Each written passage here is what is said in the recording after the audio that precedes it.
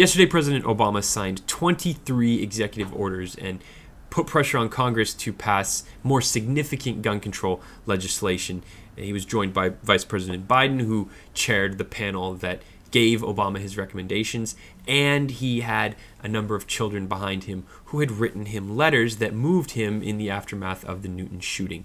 Now, the most important of these executive orders, arguably, is mandating the CDC, the Center for Disease Control and Prevention, to do research on gun violence.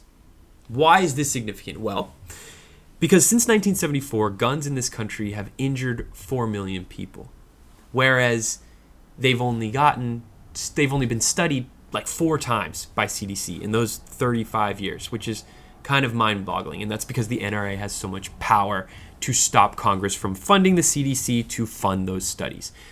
And why don't they want those studies to come out? Because science has shown so far.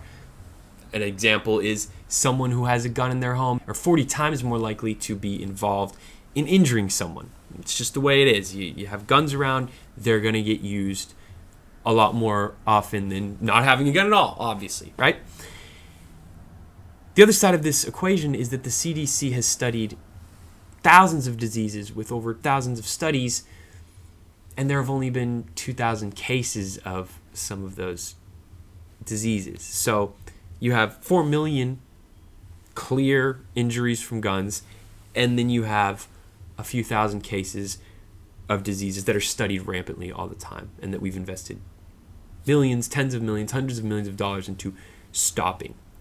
So Obama has recognized that the true disease is gun violence, and that the best way to combat that is to scientifically prove that that is an actual problem in society that's plaguing us, to then give lawmakers and the future office of the presidency and the director of the CDC more power and,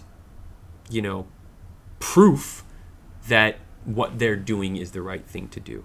So we'll see. I mean, this is kind of a long game by Obama, which we've seen him play over and over and over again. He's kind of the master of the long game.